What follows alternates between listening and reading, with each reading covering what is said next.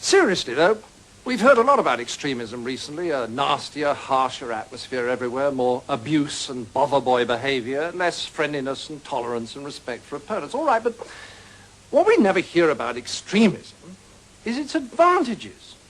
Well, the biggest advantage of extremism is that it makes you feel good, because it provides you with enemies.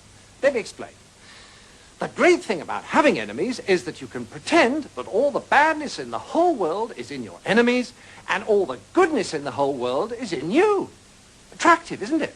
So, if you have a lot of anger and resentment in you anyway, and you therefore enjoy abusing people, then you can pretend that you're only doing it because these enemies of yours are such very bad persons.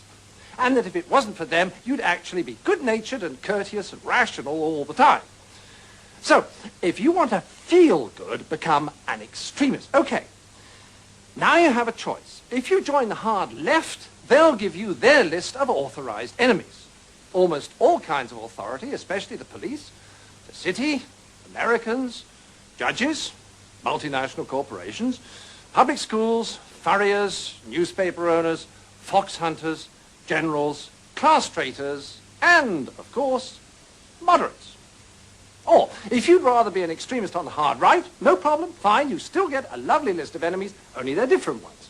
Noisy minority groups, unions, Russia, weirdos, demonstrators, welfare sponges, meddlesome clergy, peaceniks, the BBC, strikers, social workers, communists, and, of course, moderates. And upstart actors. Now, once you're armed with one of these super lists of enemies, you can be as nasty as you like and yet feel your behaviors morally justified. So you can strut around abusing people and telling them you could eat them for breakfast and still think of yourself as a champion of the truth, a fighter for the greater good, and not the rather sad paranoid schizoid that you really are.